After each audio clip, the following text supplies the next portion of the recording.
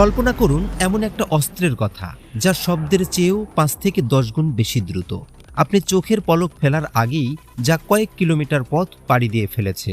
বর্তমান পৃথিবীর সবচেয়ে আধুনিক ডিফেন্স সিস্টেম যা কয়েক বিলিয়ন ডলার খরচ করে বানানো হয়েছে, সেটিও এই অস্ত্রের সামনে শুধুমাত্র একটা খেলনা। হ্যাঁ, আমরা কথা বলছি যুদ্ধের ময়দানের নতুন রাজা হাইপারসনিক মিসাইল নিয়ে। কিন্তু কেন এই মিসাইলকে বলা হচ্ছে অপ্রতিরোধ্য? কেন আমেরিকা, রাশিয়া আর চীনের মতো পরাশক্তিগুলো এই প্রযুক্তির জন্য একে অপরের সাথে ইঁদুর দৌড়ে নেমেছে? সাধারণ ব্যালিস্টিক মিসাইল মহাকাশে গিয়ে একটি নির্দিষ্ট পথে নিচে নামে, যা রাডারে ধরা পড়া সহজ।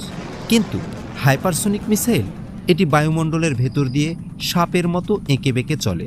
যখনই শত্রু মনে করে তারা মিসাইলটিকে টার্গেট করেছে, তখনই এটি দিক পরিবর্তন করে তাদের সব হিসেব ওলটপালট করে দেয়।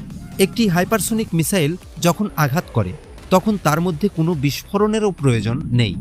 এর প্রচণ্ড গতি আর ওজন থেকে তৈরি হওয়া কাইনেটিক এনার্জি বা গতিশক্তি একটি আস্ত শহর বা বিশাল কোনো রণতরীকে ধ্বংস করার জন্য যথেষ্ট।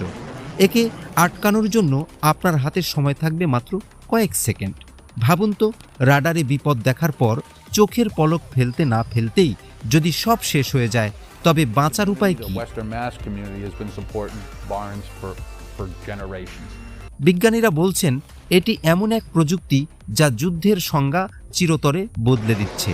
কিন্তু এই গতির দানবকে নিয়ন্ত্রণ করা কি আসলেও সম্ভব, নাকি এটিই হতে চলেছে মানব সভ্যতার জন্য সবথেকে বড় হুমকি? হাইপারসনিক প্রযুক্তি শুধু গতির গল্প নয়, এটি এক অদৃশ্য শক্তির লড়াই। পরবর্তী ভিডিওতে আমরা দেখাবো এই গতির দানবকে টেক্কা দিতে কোন দেশ তৈরি করেছে এক অদৃশ্য ঢাল। আপনি কি প্রস্তুত সেই রহস্য জানতে? কমেন্টে জানান। পরবর্তী ভিডিও কি কোনো নতুন ডিফেন্স সিস্টেম নিয়ে হওয়া উচিত?